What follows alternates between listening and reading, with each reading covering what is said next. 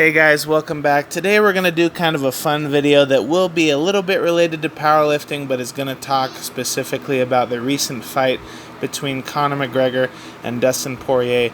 This is their third fight to end the trilogy, and was a great fight up until late in the first round when Conor McGregor very unfortunately broke his leg, kind of a freak accident.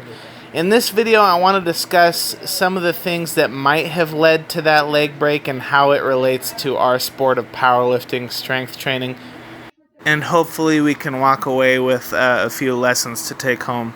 Now, obviously, I am not an MMA fighter, I'm not an MMA coach, I'm just a big fan, so there is a lot of speculation in this video, so if you take MMA very seriously, please don't get butthurt. So the narrative right now is that Conor went for the kick that you can see here, and Dustin checked the kick with his arm, and essentially Conor's shin right above his foot hit Dustin's elbow, and that led to some sort of fracture. And even Dustin said after the fight he could feel Conor's leg fracture. How he was able to tell that, I don't know. But the idea is that the shin fractured and did the most significant amount of damage, and then when Conor goes to push off the foot again for this punching combination and then steps back onto the foot, that's when the shin completely breaks and goes on him. So one of the first things that came to my mind when I saw this was the idea of tissue tolerance, something that I talk about with my athletes ad nauseum, and they're most likely all sick of hearing about it, but I harp on about it over and over because I think it's very important and it's a big part of injury prevention. The idea is that tissues in your body can only handle a certain amount of stress. Normally in powerlifting we're talking about muscle, tendons, and ligament tissue, but in Conor's case we're talking about bone tissue. The amount of stress that a particular tissue is able to handle is highly different depending on the individual and depends on a lot of different factors. In the sport of powerlifting, if we bench 200 pounds this week and then try 300 pounds next week, you're most likely headed for an injury because our tissue, our muscle tissues, our ligament and tendon tissues haven't had the time to build up the strength to be able to handle that new stress that we want to put on it. In this case, Conor's shin, for whatever reason, was not able to handle the stress of hitting Dustin's forearm. It is very difficult to make a comparison between the sport of MMA and the sport of powerlifting simply because they're so different, and there's so many more variables that we have to account for in MMA that we simply don't have to worry about in other sports. For example, Conor might have gone for that same kick in sparring 3 weeks or 2 weeks earlier and might have fractured his leg then and could have possibly been walking around with this injury unknowingly, and the fight with Dustin was simply the straw that broke the camel's back.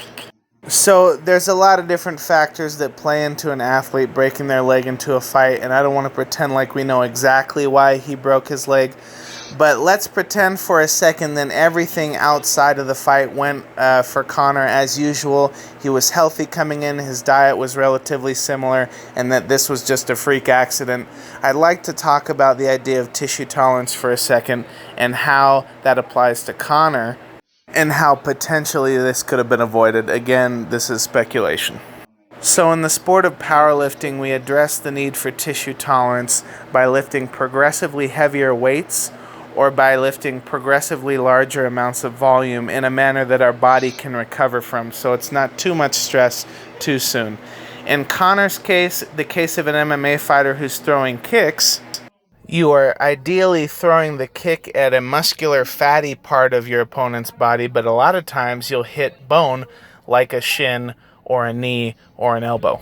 So to some extent, it's probably realistic to say that some of these things can't be prevented. Our bone structure was only meant to handle so much stress, especially when we're talking about the amount of force an athlete as powerful as Conor generates. But let's talk about some things that Conor could have potentially done to decrease his chances of injury or his injury potential in the case of him going bone on bone in a kick. So you'll see the bag that Conor is kicking in this video, and I'm assuming that the majority of his kick training consists of this type of bag or something similar. Again, this is speculation, I'm not in his camp, But when we think about this type of kick training and how hard the bag is relative to, say, how Thai boxers train, where they're kicking trees and metal poles and bags filled with sand and all these crazy things, it's a relatively soft bag. And the Thais are known for training that way so that they can harden their shins, so that in the case of bone-on-bone contact, they have stronger bones, denser bones, bones that have a higher tissue tolerance.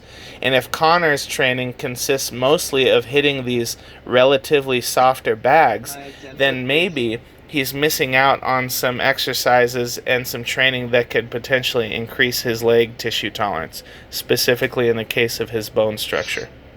So the question then becomes, if Conor had taken the time to utilize some of these tools that Thai kickboxers are so famous for, like gently kicking a metal pole or a wooden staff or a heavy bag filled with sand, something that would be significantly harder than our average heavy bag, could he have potentially built his shins up to the point where they were able to tolerate the stress of him getting his kick checked by Dustin? Again, at the end of the day, we don't really know. There's a lot of factors that play into it, but I think it definitely couldn't have hurt his case. And in a sport as unpredictable and dynamic as MMA, you really want to stack the odds in your favor as much as possible as far as injury prevention. So if you're training in MMA and you're thinking about doing MMA or kickboxing, a sport where you're going to be getting bone-on-bone contact every once in a while, why not take 15 minutes at the end of a training session once or twice a week to hit something really, really hard, like a bag filled with sand or a metal pole or whatever technique you feel is best to harden those bones and try and increase your tissue tolerance levels. That's it for today, guys. Hope you liked the video. If you enjoyed the video, please like, subscribe, comment, all that good stuff. See you next time.